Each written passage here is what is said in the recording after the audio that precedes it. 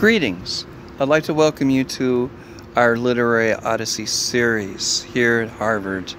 Now, this is not, I would like to point out, this is not officially anything connected with Harvard. I just happen to be present at Harvard, having decided to kick off my series here at Cambridge, which is home to Harvard and MIT, as I make my way back to the West Coast.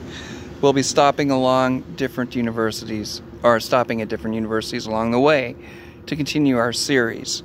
Our series is basically seeking to answer the question, should we decolonialize our bookshelf? Our bookshelves. And a more general question, is there merit to the so-called Western Canon of Literature? Now, the Western Canon of Literature, for those of you who remember back in junior high and high school and college, encompasses all the so-called immortal classics, beginning with such likes as Homer, Virgil, Aeschylus, Sophocles, Euripides, Plato, going all the way through Chaucer, Shakespeare, Milton, into the moderns such as Virginia Woolf, Doris Lessing, etc., etc. Now, that being out of the way, I would like to go and continue with this series. We will not answer the question whether our books should be our bookshelves should be decolonialized right away. That, of course, will require an unfolding, a self-discovery, if you will, by all of us involved. I would like to, however, turn your attention to a work which, number one, embodies the best of what we consider the Western Canon to exhibit, and number two, is not part of the Western Canon. It's the 18th century Turkish work, Beauty and Love, by Shaky.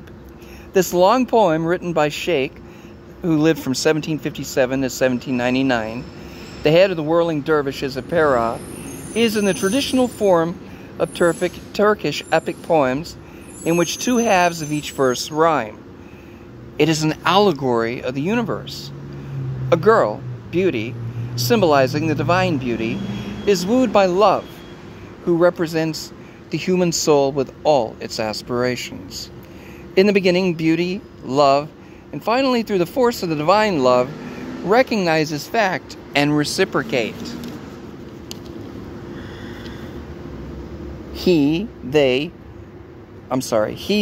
that starts out through the world in search of something that is worthy to be presented to his beloved. After many experiences, he is led to the conclusion that love is beauty, and beauty is love, and finally passes within the veil of beauty. The language of the poem is filled with the Arab and Persian words that were the stock and trade of the Turkish of the period. But the poem itself, the expressions that it contains, impart some of the higher thoughts of Islam in a figurative form. And I'd also like to point out that this idea of beauty and love echoes all the way back to Plato, who, attempting to enshrine the best of his favorite teacher's teachings, that of Socrates, talks about this idea of beauty, truth, and love.